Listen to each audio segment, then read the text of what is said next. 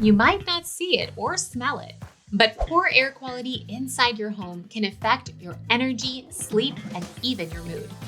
Here's how to tell if the air you're breathing isn't as clean as it should be.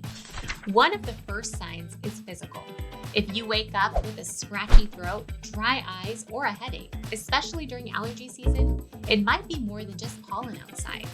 Pay attention to dust. If you clean often, but it still piles up fast, that could mean your air filter isn't doing enough or your ducts need a good cleaning. Odors can also linger longer in homes with poor ventilation.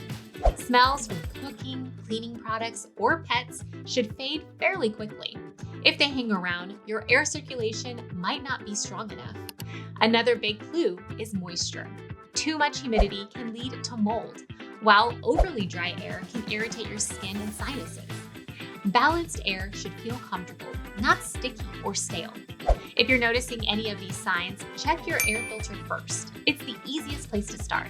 Then consider adding an air quality monitor or a dehumidifier, depending on your situation. Thanks for watching. I'm Miranda.